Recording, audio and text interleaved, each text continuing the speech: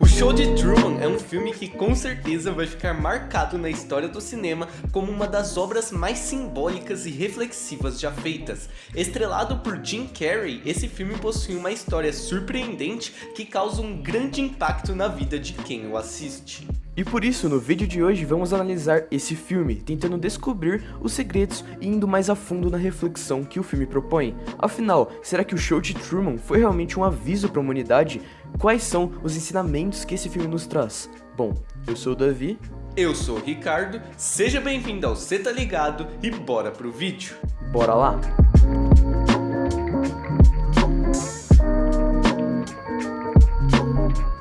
Truman é um homem comum que vive sua vida aparentemente perfeita em Sea Haven, uma cidade aparentemente ideal. No entanto, ele começa a questionar essa realidade e suspeitar que tudo pode ser uma encenação. Dessa maneira, ele descobre que sua vida é, na verdade, um reality show sendo transmitido 24 horas por dia para milhões de telespectadores. Determinado a escapar do controle dos produtores, ele embarca em uma jornada emocionante para descobrir a verdade sobre a sua existência e encontrar a sua liberdade. O Show de Truman é um filme que faz parte de uma época que vários diretores estavam interessados em produzir longas-metragens que questionavam a realidade. A década de 80 e principalmente toda a década de 90 foram marcadas por várias mudanças do mundo em que vivemos, principalmente com os avanços tecnológicos. Nesse período, ocorreram diversos aperfeiçoamentos na computação gráfica e vários filmes começaram a explorar temáticas como distopias, questões sobre a realidade e etc. Filmes como Exterminador do Futuro, Matrix, Clube da Luta e inclusive o Show de Truman foram obras muito importantes e que geraram diversas discussões na época e até mesmo nos dias atuais. O filme já começa com um homem que está em um fundo opaco sendo filmado por uma câmera. Como descobrimos um pouco mais tarde, esse homem é o diretor de um programa de TV, mais especificamente de um reality show, e o nome dele é Christoph. Já é nesse instante que o próprio filme já entrega o seu plot twist. Truman é um homem que vive uma vida, entre aspas, normal, mas que está sendo observado 24 horas por dia, todos os dias da semana. Uma das coisas mais importantes para entender esse filme é justamente nessa cena inicial, em que o diretor do programa já diz estar cansado de atuações ruins de atores no cinema, e por isso a ideia dele era criar um filme, um reality show, em que o ator estivesse realmente dando vida ao personagem. Obviamente que isso foi feito da maneira mais antiética possível. Criar um mundo falso, com situações falsas, destinadas somente para pessoas assistirem. Truman é o único elemento verdadeiro no filme. Ele não segue nenhum roteiro, mas na verdade é influenciado totalmente pelas situações falsas que o filme traz.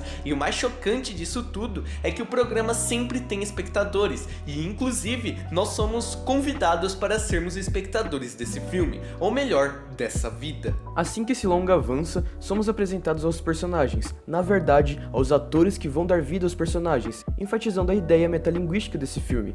Além disso, uma fala curiosa aqui é do personagem Marlon. It's all true. It's all real. Nothing here is fake. Nothing you see on this show is fake. It's merely controlled.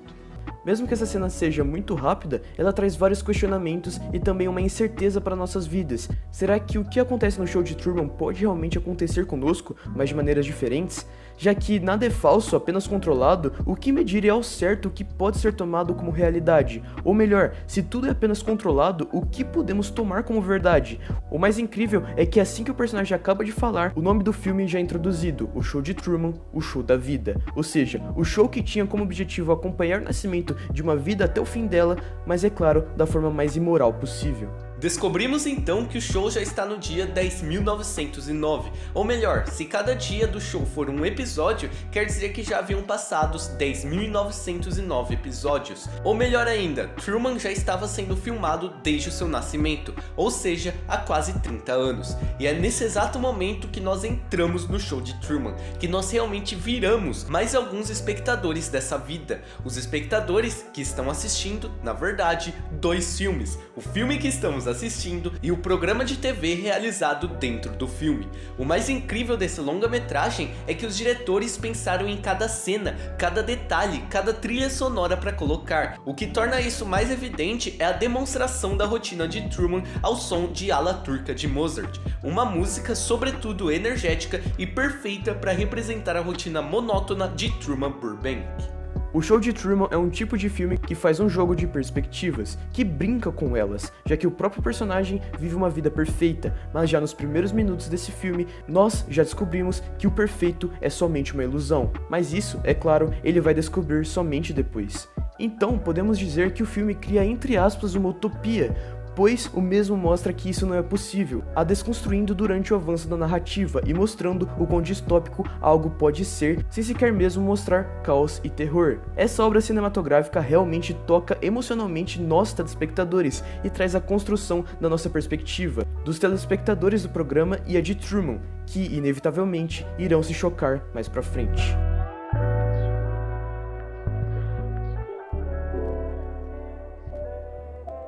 A própria vida de Truman também é muito bem aprofundada. Tem momentos do filme em que o próprio personagem tenta ser mais livre, mesmo não sabendo que era controlado. Truman quer muito viajar para as Ilhas Fiji e toda sua busca por esse país o deixa mais feliz. Mas é claro que, como ele está em um programa de TV, ele sempre será influenciado pelas situações ao seu redor. Sempre será, entre aspas, forçado a seguir o roteiro, mesmo não sabendo da existência do próprio, já que quem vai moldar a sua vida sempre será a direção e a produção do reality, o deixando de certa forma limitado a certas coisas. Um aspecto que comprova isso é quando Truman está no seu trabalho, buscando informações sobre a viagem para Fiji, mas um colega dele mostra um jornal que diz que Sea Haven é a melhor cidade para se viver. Ou seja, é um artifício do roteiro do reality que está sendo produzido que torna Truman ainda mais preso, mesmo que ele não saiba disso.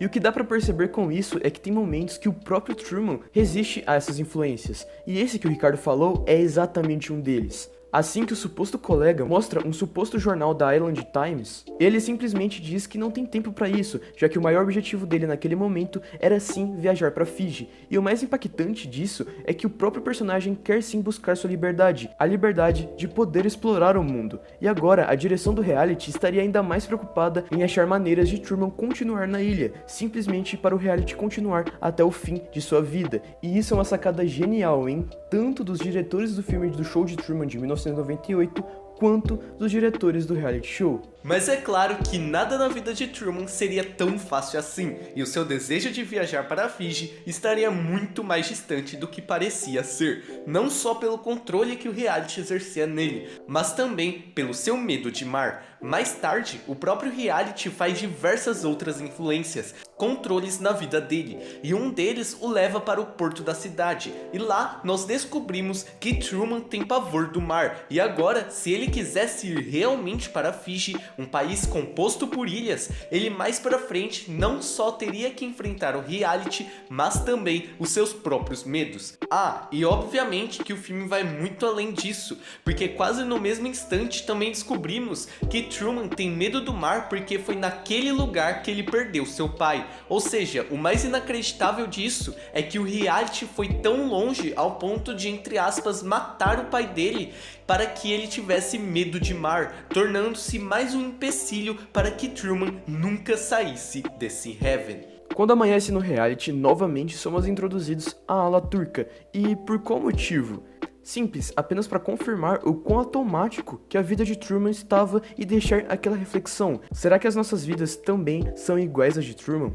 Será que pelo menos uma vez ao dia uma ala turca é tocada nas nossas vidas? Bom, isso é realmente difícil de saber, mas sem dúvida fica a reflexão, já que o personagem de Jim Carrey nunca escolheu seu destino, pois, inconscientemente, o destino dele sempre foi traçado pelo reality, e inconscientemente também, quando ele falava a icônica frase Good morning! Morning. Good morning. Oh, and in case I don't see you, good afternoon, good evening, and good night. Ele não estava falando só para os vizinhos, como também para todos os espectadores. Ah, e aqui eu deixo uma observação. Truman estava tão imerso num mundo de aparências que realmente nunca tinha grande desconfiança por aquele mundo ser falso. E ainda mais, ele contribuía para formar vários clímax de um programa de TV. O mesmo de estarmos assistindo uma série e acontecer um clímax. Era isso que a produção fazia Truman sentir algumas vezes na sua vida. Um exemplo disso é o momento em que é mostrado só como um flashback, mas que sabemos que aconteceu muitos episódios atrás da suposta morte de seu pai e os reencontros com ele mais tarde.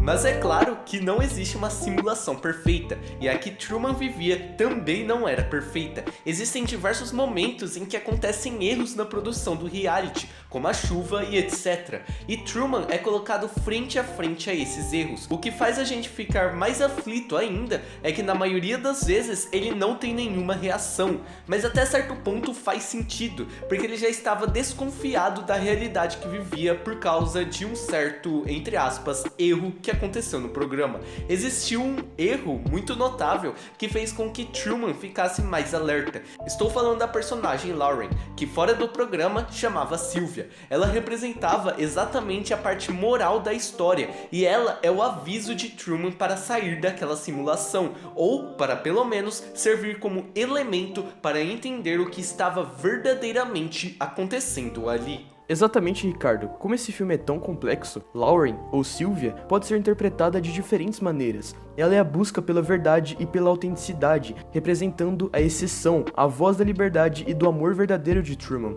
uma personagem que desafia a realidade e a simulação do reality show. Sylvia é a luz que desperta o questionamento de Truman, e é por isso que durante quase todo o filme dá pra perceber que o personagem não esqueceu dela e que o desejo de ir pra Fiji surge pela ideia de achar que Sylvia estaria lá.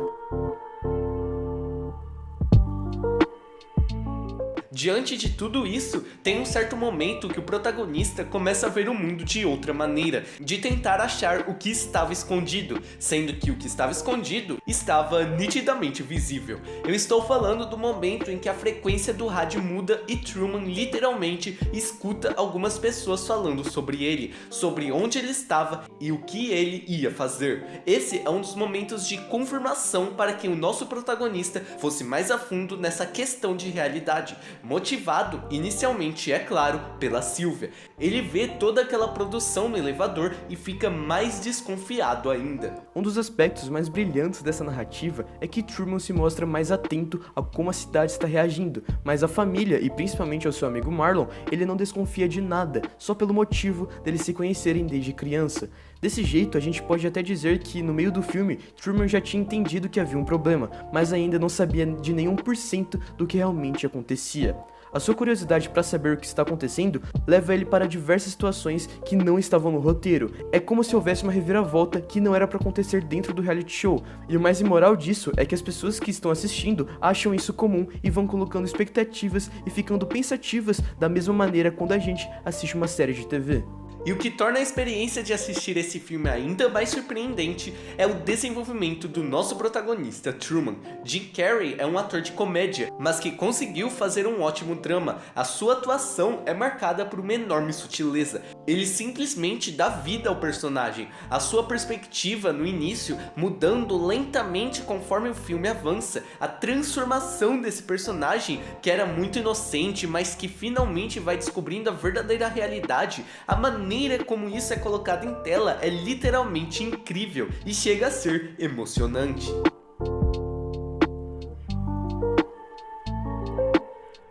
O show de Truman também reflete muito das nossas vidas quando diz respeito à privacidade. Desde que Truman nasceu, ele é observado 24 horas por dia, sem exceções.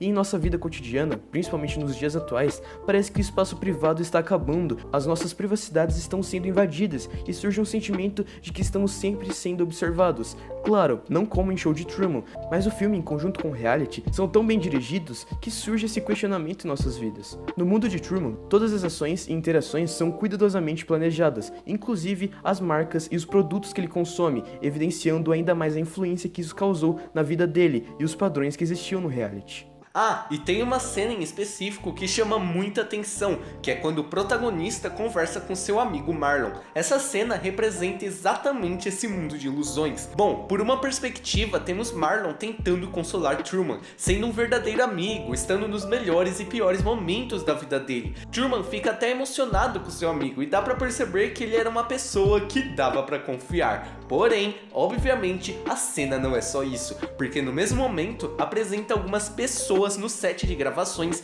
dizendo o que exatamente Marlon tinha que falar para Truman. Ou seja, isso só evidencia essa hipocrisia por parte do amigo do protagonista. Essa cena, inclusive, é muito bem pensada porque apresenta o contraste entre o que era para ser real e o verdadeiro real, reforçando ainda mais essa ideia de simulação criada pelo reality. Isso mesmo, Ricardo. Aqui nós ficamos ainda mais bravos com o que a humanidade foi capaz de fazer nesse filme fictício ao criar uma simulação como essa. Os relacionamentos de Truman são baseados em torno de personagens fictícios desde o seu nascimento, e isso pode refletir direta e indiretamente na nossa sociedade atual, que tem como características a superficialidade e a falta de conexões autênticas, verdadeiras, em que as relações são facilmente descartadas e as identidades também são facilmente moldadas e alteradas. E é exatamente isso que o personagem de Truman se baseia.